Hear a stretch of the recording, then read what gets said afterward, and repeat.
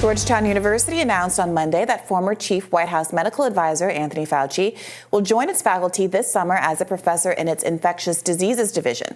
Georgetown said this is an announcement, quote, starting July 1st, Fauci will serve as a distinguished university professor in the School of Medicine's Department of Medicine in the Division of Infectious Diseases, an academic division that provides clinical care, conducts research, and trains future physicians in infectious diseases. This will be Fauci's first role since leaving a decades-long career in government late last year. Fauci said in the announcement, "I'm delighted to join the Georgetown family. This is a natural extension of my scientific, clinical, and public health career, which was initially grounded from my high school and college days, where I was exposed to intellectual rigor, integrity, and service-mindedness of Jesuit institutions."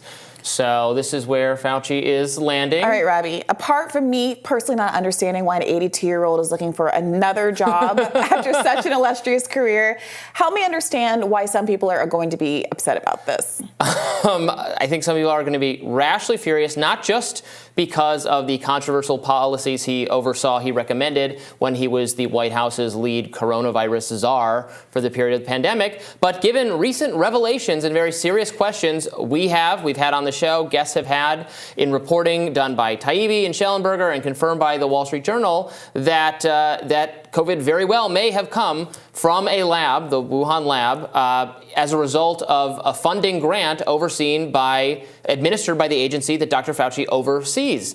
That's not been absolutely and utterly proven yet, and the federal government tried to almost push back in some weak way by producing a report that says we don't know anything more. Which they, issued on a Friday, and again, it was not. This is not the underlying intelligence. We want to know the things, not a summary of what they think they know.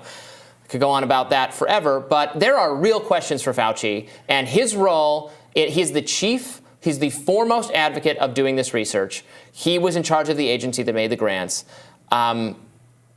Look, there's not been any, kind of proceeding yet in terms of holding him accountable for this. So he's a free citizen and he can take a job as a educator if he wants. But I would have serious reservations about having in a pivotal educational role related to infectious diseases the man whose number one philosophy is we should do research that may have caused the pandemic in the first place. I mean, sure. It does seem to me they're two separate things here.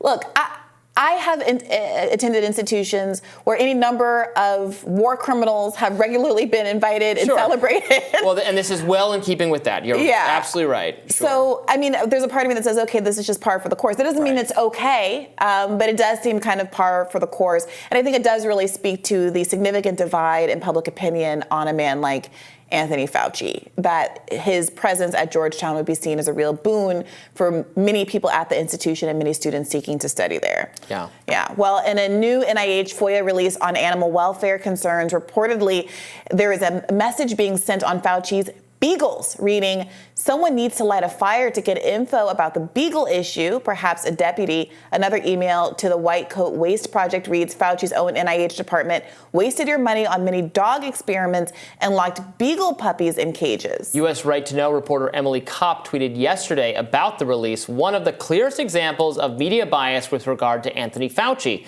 In response to White Coat Waste's advocacy to stop dogs from undergoing unusually cruel lab experimentation, some reporters portrayed Fauci as the victim because he received a lot of angry phone calls. For him, science journalists portrayed opposition to experimentation on dogs as anti-science. These emails show that 22 reporters were pitched NIH's side of the story. While Fauci was the director of the National Institute of Allergy and Infectious Diseases, the organization provided grants for medical studies using the dogs as test subjects. However, the NIAID denied funding one particular project in which sedated vehicles had their heads placed in mesh cages so sandflies could bite them.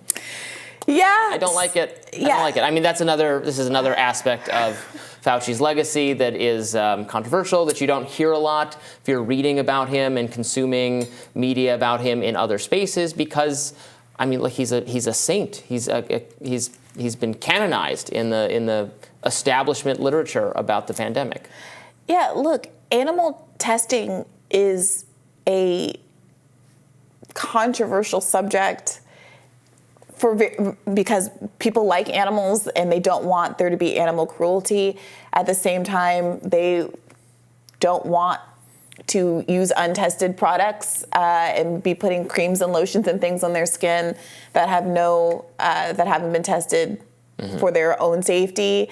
There are medical applications. No one seems to be overly concerned about the thousands, maybe millions of lab rats that get killed every year. The focus does seem to come down when it's an animal that is either closer to humans, like chimpanzees, or simply cuter, like beagles, and it's understandable why this is a story. But again, it does feel a little picked and chosen. Like, are the people very concerned about the beagles being tortured that have a connection to Anthony Fauci? Broadly concerned about animal welfare, including the welfare of animals that we regularly consume and are treated deplorably in the context of meat manufacture. I don't know. I don't mean to be one-abouting all of this. I would love to see this be a broader, more generalized concern, both because of the animal cruelty aspects of meat and the environmental implications of the meat industry.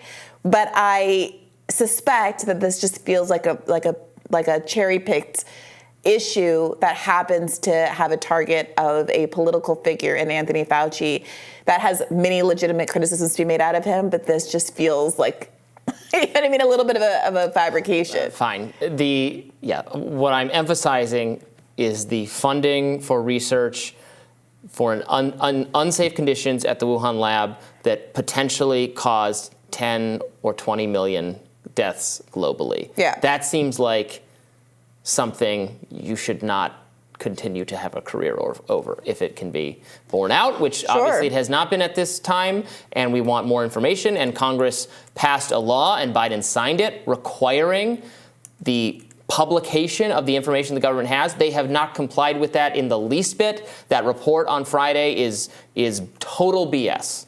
It's offensive that they thought that was what Congress's intention was with that law. So we want more information. We need, at this point, all the effort should be for verifying whether those 3 scientists, Ben Hu, the deputy of Xi Jinping, actually did contract COVID-like symptoms in November 2019, because that would be a smoking gun. And the Wall Street Journal has reported that is the case. Mm-hmm. The government report said it was very waffling on that. They said it might have been the case, but they couldn't confirm it, and that maybe they weren't COVID-like symptoms exactly, just respiratory symptoms. Well, what is the difference? Like, it's hard to tell. COVID. Some people lose taste and smell, and some people don't. Some people have a fever, some people don't. It's the usual gamut of cold, flu-like symptoms. The antibodies thing from later makes no sense, as the guest we had on yesterday, I believe, pointed out, because by the time they did the antibody tests, somebody would have been statistically likely. So the guest yesterday pointed out that it was implausible that nobody in the office would have tested positive for antibodies in March of 2020. Common COVID was at that time. At Wuhan at that time. Yeah. So even if it hadn't come from a lab, just someone would have been statistically likely to have contracted it by that point. So that's very interesting, and I hope the government, again, is working to verify those things. Maybe they already know them and they just haven't released them, which is the sense I get, and they should, because we deserve to know. Yeah. So Georgetown has not canceled Fauci, a victory for cancel culture warriors. Yeah, they haven't gotten around to canceling Fauci yet. We'll just wait until we'll see what his Halloween costume is on when he's hitting the fraternity party circuit. We'll see what he does. Maybe both he and Jesse Waters will get together and dress up as the Wuhan virus. More Rising right after this.